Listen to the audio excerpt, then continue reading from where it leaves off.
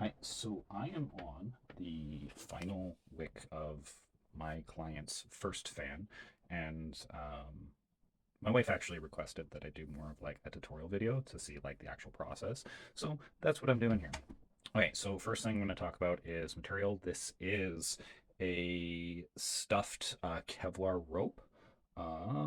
Looking at the stuffing here, it looks like it's actually Kevlar with Kevlar. You can find like a whole bunch of different versions here. Let's see if I can get like a nice little focus on that. Yeah, you can see like they're always like there's always going to be a core and an outside. And the interesting thing is we are going to be basically copying, like doing a rough copy of that particular knot with a fewer strands.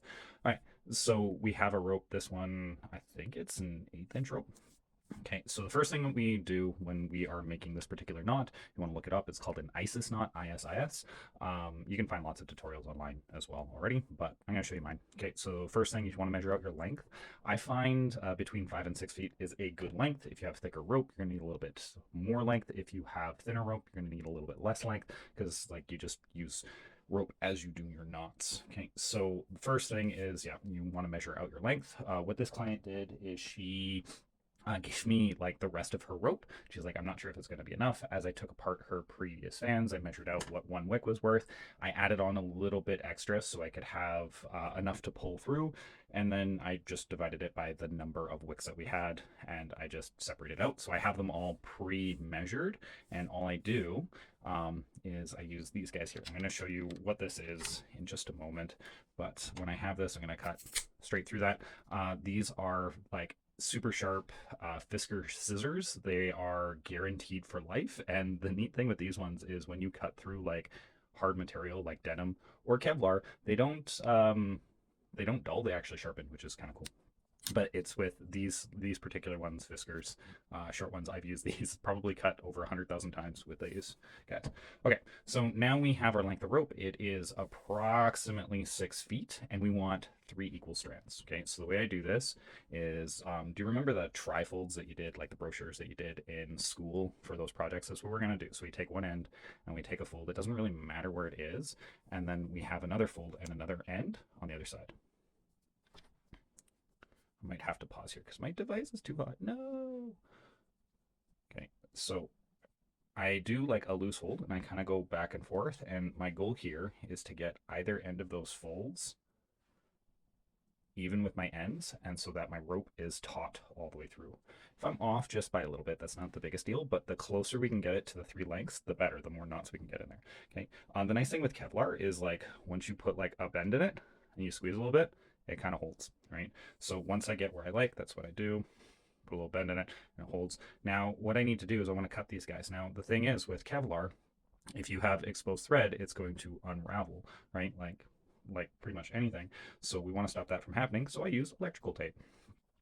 It's cheap, it's easy to find. Nice thing with electrical tape is it's designed to shrink when heated. So I use electrical tape a lot when I'm building props. I never actually leave it on the outside of a prop, but I will leave it on the inside of a prop because it will shrink, it will keep its hold forever. And if it's covered by the Kevlar, you're not going to get any worse toxic fumes than what you would for, say, burning camp fuel or whatever else, right? Or burning fuel. So, not a big deal. So, I just tape over that bend there. You don't need a lot, you just need to make sure you get around it at least once. Color does not matter. I've used black, blue, green, yellow, orange pattern, right? Like whatever, not a big deal. There is no good brand, bad brand when it comes to electrical tape. It's all designed to shrink in heat, and that's kind of what you want. And it loves sticking to the Kevlar, which is perfect. So now I have my 2 cuts here. I'm going to go snip, snip. All right, now I'm just going to do a quick double check to make sure that I have roughly 3 equal strands. I do, but you'll see how close this is not, and that's okay. All right, so match it up. And then just holding on one end, I pull it to the other side, and you can see that like I have like a 1.5 centimeter difference between the biggest and longest. It's not a big deal, honestly. It's giving us like a 1 centimeter tolerance for the amount that we need. Okay, so take your 3 strands. Okay, with 2 of them, you're gonna make an X. And with your third, you just drape it over top. Okay. I like to make a jig with my non-dominant hand. So what I'm going to do is put my fingers all the way underneath the cross here. I can hold it with my thumb a little bit just to give me a little bit of support.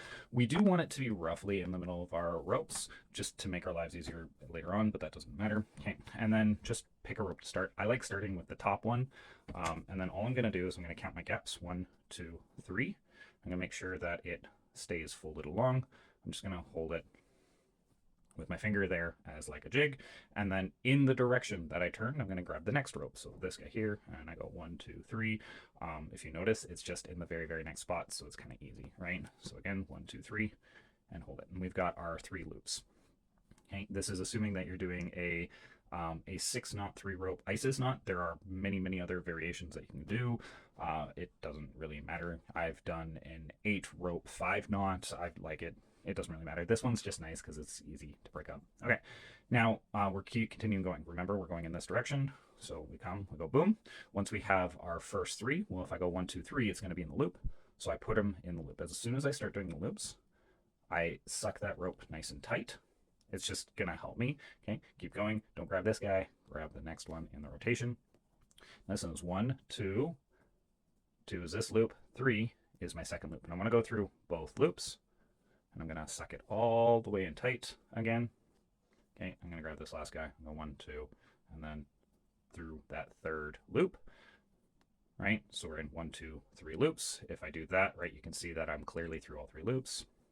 And suck it tight. Now, if you see, we've got 3 really tight loops and 3 loose ones. So now I can just take my 3 loose ones that I'm holding with my finger jig, and I can just pull them a little bit tighter here. Okay, and then we just want to work at this a little bit. Just go around, pull, go around in a circle. It doesn't matter which direction you go, and just give all the ropes a little bit of a tug until don't put it super tight yet. We will put it super tight, but don't put it super tight yet.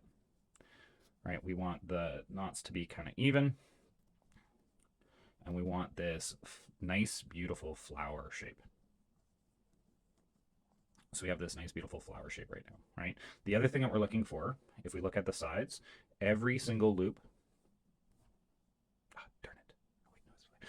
every single loop has a rope coming through it, which is perfect, okay? Next thing I want to make sure is, are all of my pairs of strands even, okay? So the way I do this, it doesn't really matter what side. I'm just going to go with this side so that I don't have to flip it over, okay? So I'm going to just grab 2 by the side, and then I'm going to, we see that these 2 are opposite, so this is actually the same rope, and I pull up, right? And I make sure I put a little bit of pressure on my main bottom knot, and I pull up, and we see that we have a difference here. We want to remove as much of this difference as possible, okay? So it's going to be coming, this one was our long one. So what I do is, we can see our rotation here. I'm going to count backwards. I'm going to go 1, 2, 3. This is the rope that I have. I'm going to pull out less than I think I want, right? And then I flip my knot over. It's always this bottom knot is off every single time, right? We push up, and then I don't even need to count yet because I've already preset, and then I just give it a little tug, okay? And then we can check our lengths.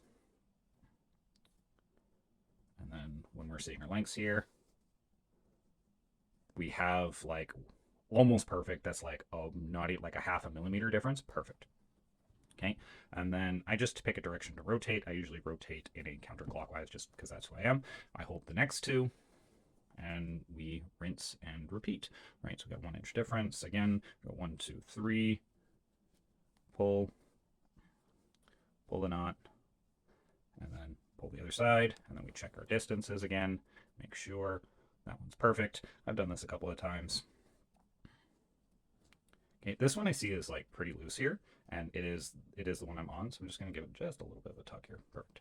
Okay, let's see. Ooh, this one's way off. You can see that's like that would be a major issue. I might get like 2 knots out of that if I didn't fix it. So let's do that. 1, 2, 3. I'm going to pull up a decent amount. And then look on the bottom. Look on the top. Pull, pull, pull. Not see. I went a little, oh no, not quite enough. I'm not really happy with that. I want less than a centimeter of tolerance there. And it's my bottom one that is still the long one. So I'm going to pull just a tiny little bit there. Pull it tight. Pull it tight one more time. We'll check it. Come on, baby.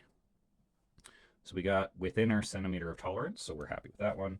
And then do one last double check here, because sometimes when you're messing around with your knots, things can loosen off anyways. And again, we're just looking for that 1 centimeter tolerance. You can see our knot doesn't look very pretty anymore, so we're just going to go around and give not a huge tug, just a light tug on everything, just to suck that knot back tight. We don't want to mess with our tolerances, our lengths. Going around, going around, going around. Okay, so I'm kind of happy with that knot. Okay, so as we're going through, we can see some of the ropes are already tight. Like this guy's already tight, so I don't want to deal with that. This is my loosest one right here out of all of them. So that's the one I'm going to start with. So I go 1, 2, 3. This is the guy I'm going to start with. And now I'm going to give him like a really good tug. Like 1, 2, 3. It should be that one. I think I messed up with my knot a little bit. That's okay. And then we're just going to go around and give like really good tugs. Go around, go around, go around, go around. Okay, this is not quite as tight as I want it, so I'm going to take my pliers, right? This is really important if you don't want to destroy your hands. Okay, I like to grab it so that like, yeah, I'm in this direction of the knot. I'm not going to roll it back this way. If I roll it back this way, it's going to undo this knot. If I go this way, like I can go this way, but it's going to put like some torque on everything. I actually like to go up on the knot. So this is the top of the knot. That's the bottom of the knot because that looks ugly. So I like to go and roll up. So grab, roll up, grab, roll up. And again, I'm just doing across everything. Across everything. I want as tight of a knot as I possibly can, because the tighter you get it, the longer it's going to last, the less likely it's going to be to fall apart if like this top end, like this is the top end that's most likely to fray to the point where you can start seeing frayed ropes. If you have it nice and tight, it's going to be a very, very, very long time before you need to replace these wicks. All right, so let's see here. Again, I have this guy, like I can push him around. Like these ones, I can't really push around very much. This is the culprit here. So 1, 2, 3, it should be this knot here, or this rope here for this strand here. 1, 2, 3. It's always 3 if you're doing 3. Okay, so I'm gonna rotate it the other way to try to help myself out here.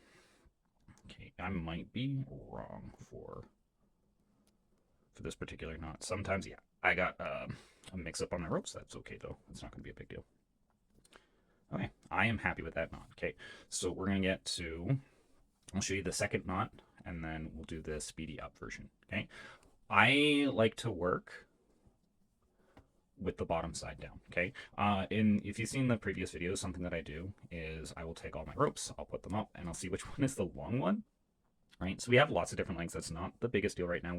We have an insurance that like most of our ropes are most of our pairs are the same length, so we're good. So I'm gonna pick the longest one. I haven't really confirmed this yet. This is just what I do for now. And I'm gonna go in the exact same direction that I was going in. So even though we're upside down, we're still gonna go counterclockwise. And I'm gonna do the exact same thing as I did before, but it's a little bit easier because like this is all secure now. So I go 1, 2, 3, and then still in that direction that we chose. 1, 2, 3, putting those ropes in our hand jig. 1, 2, 3. Okay, now we start on our loops again, put it in, suck it all the way in. Next one into the second loop, suck it all the way in. Third one in the third loop, suck it all the way in. I've got my 3 shorties held by my hand jig. I'm gonna push it in. On this one, on the second knot only, what I'm gonna do is I'm gonna stick my thumb in there and I'm gonna tighten it around my thumb.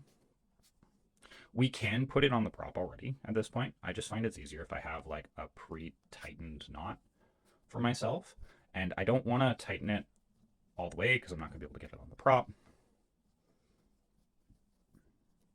Okay, and then what I'm looking for is, do I have a rope through every single hole? If I've messed up, I'll see like 2 ropes through this hole and 1 rope through this hole. I'll just take it apart and try that knot again. That's not a big deal.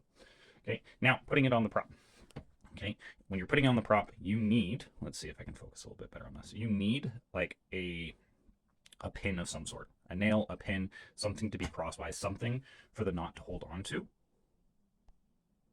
Something for the knot to hold on to. so that like it's not just going to fly off, right? So what I do here, let's see if I can get a good angle on this, is I'm going to try to put that pin, and that's just like a spring pin. Okay, I'm going to try to put that pin in between some of my holes here. I'm going to like just make sure using my finger on the back, I'm going to do the same thing, and that's going to hold it in place. You might see the pin once you tighten it on there. That's okay, the next knot is going to cover it up. Okay, and again, if you see this, I'm going around in a circle and I'm just pulling on each knot. This knot right now is going to turn. Okay, you have two knots. Two knots will put your wick onto your prop, but it's not secured. You're going to see that in a moment here. So again, like I just increase my force every time I go around. That kind of makes sure that that is on there. Okay, you can kind of see. Let's see now. Let's see if I can. So we're back. I ran out of space there, so I had to clean up some stuff. Okay, so again, as I was saying, right, like if you look really, really close in there, you might actually see the pin.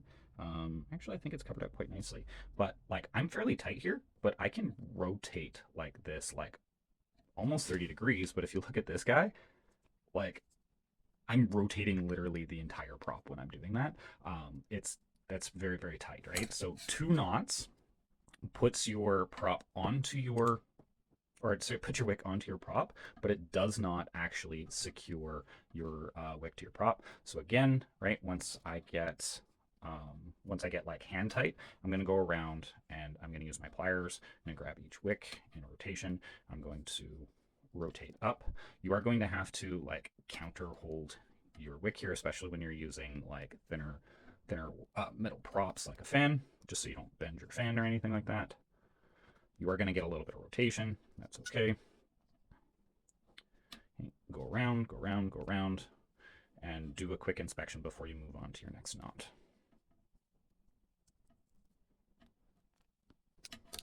Okay, then we check out knot here, and that's pretty tight all the way around. Like the only one I'm not really happy with is this knot right here, so we can fix that really quick. We can go 1, 2, 3, so it's this rope here, right? 1, 2, 3, this rope here.